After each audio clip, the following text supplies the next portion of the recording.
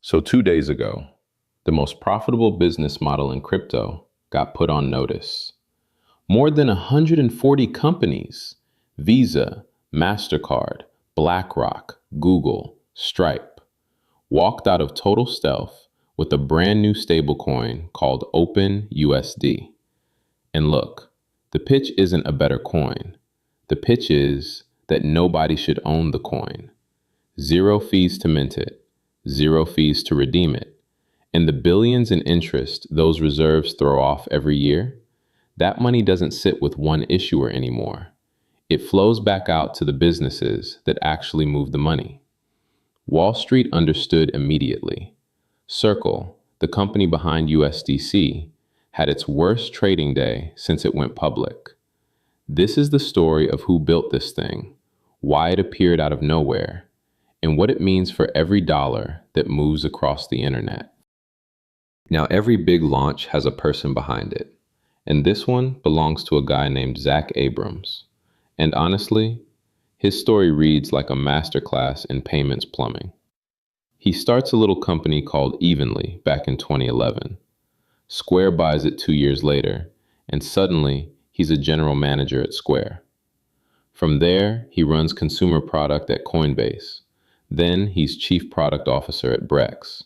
And in 2022, he co-founds Bridge with Sean Yu.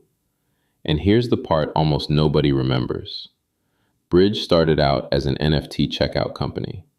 Yeah, the NFT market collapses underneath them, and instead of chasing the next shiny thing, Abrams calls wallets, quote, a tar pit, and pivots the whole company into boring, unglamorous stablecoin APIs. That boring pivot?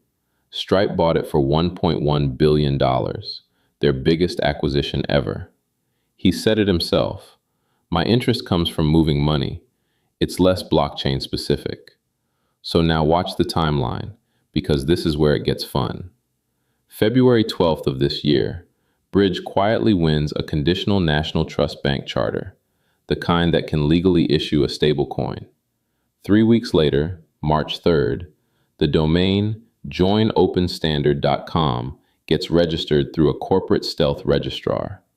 And on June 30th, boom, Open USD launches with Abrams as founding CEO, co-designed in secret by more than 100 companies, while he keeps his day job running Bridge. His one-liner for why. Much like the mobile industry needed Android, financial services needs Open USD. Okay, so what actually is this thing? If you're new here, a stablecoin is just a digital dollar, a token that always aims to be worth $1 because real dollars and treasury bills sit in a reserve backing it. Simple. What makes Open USD different is the business model wrapped around it, and it rests on 3 design principles straight from the launch post. First, build for scale. Businesses can mint and redeem at no cost, no artificial limits on volume. And yeah, if that sounds trivial, the biggest stablecoin out there charges 0.1% with a $100,000 minimum just to get in the door. Second, earn by default. The partners receive all of the earnings from the reserves, minus a small management fee that keeps the lights on. And third, govern collaboratively.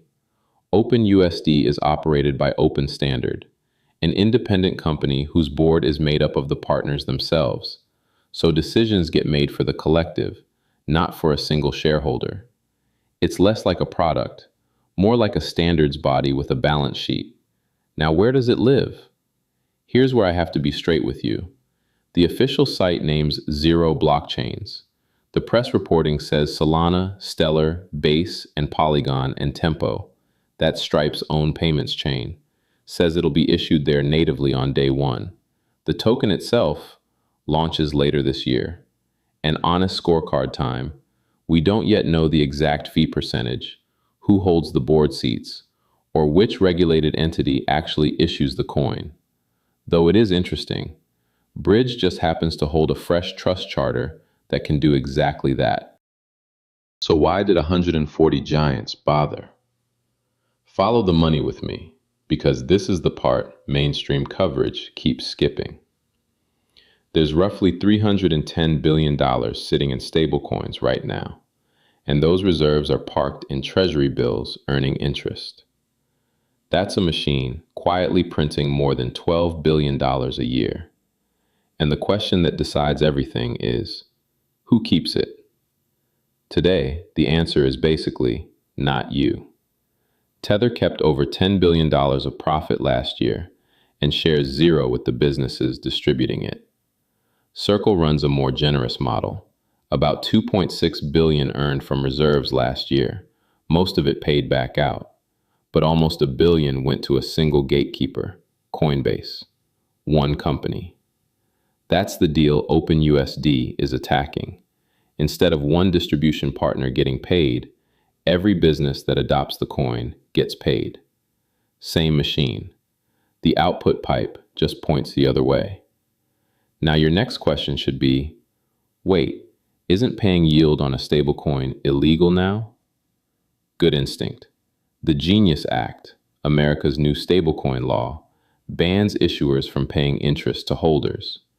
But this is business-to-business revenue sharing with distribution partners, which commentators read as a different lane, even if regulators are still sketching the lines. We'll see. What I can tell you is how the market voted.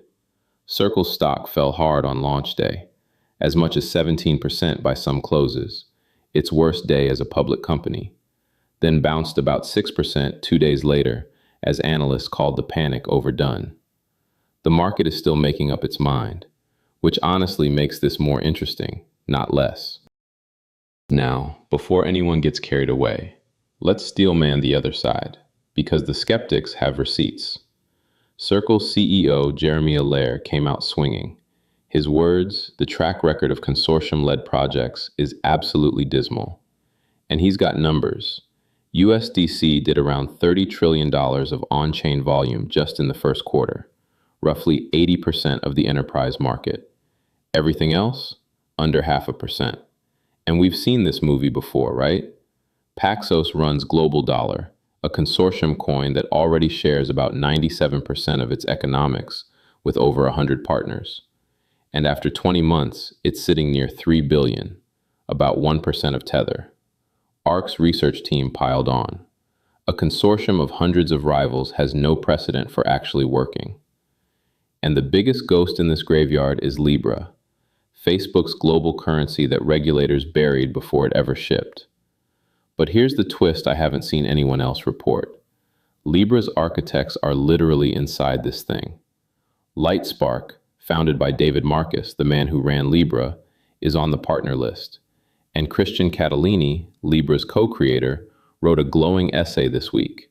His words, "It now lives on with open standard." Full disclosure, his company benefits, so weigh that. But his argument is that the rules Libra died waiting for finally exist, and loyalty here is fluid. 3 of Global Dollar's 7 founders also joined Open USD. Stripe backs Open USD and Tempo and Bridge. Coinbase backs USDC and Open USD. Even Tether's CEO just shrugged and posted, "Player 2 has entered the game." Quick pause. If this breakdown is earning its keep, the subscribe button costs exactly 0. Okay, back to it. So what would make this coalition different in kind, not just in size? One idea from Catalini's essay, in a world with clear rules, issuing a stable coin has no special economics left. Distribution is everything. And when you scan who actually signed, it's distribution all the way down. All 3 American card networks in the same room. Visa, Mastercard, Amex, which basically never happens.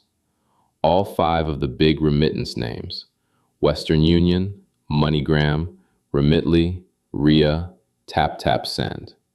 Fiserv and Jack Henry, the software running thousands of American community banks. BBVA is already saying it'll offer Open USD to retail customers. And Stripe went furthest of all. One of their execs put it in writing. Open USD will become the default stablecoin across Stripe later this year. That's the Android play. Give the operating system away. Share the economics and let 1,000 phone makers, sorry, banks, build on it.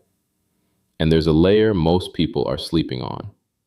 The official site lists a launch use case called agentic-commerce, enabling AI agents to instantly make programmatic payments.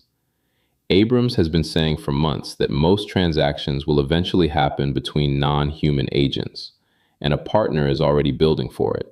Cloudflare's developer docs describe agents paying for resources over a standard called X402, and their new monetization gateway names Open USD as a settlement coin. So zoom all the way out with me. Stablecoins moved $33 trillion last year, and Citi's base case says nearly $2 trillion in supply by 2030. Nobody knows if Open USD wins, but here's your falsifiable test. Does it launch on time?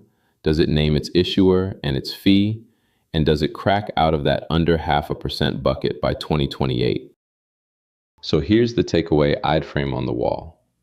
The stablecoin war just changed shape. It's no longer about who has the best coin. It's about who owns the standard. And 140 companies just bet the answer should be no one. Now, some honest guardrails. There is no token you can buy today, no airdrop, no waitlist. Open USD isn't even live. So if anyone offers you OUSD this week, that's a scam. Full stop. What you can do costs nothing. Read the launch post at joinopenstandard.com. 5 minutes, straight from the source.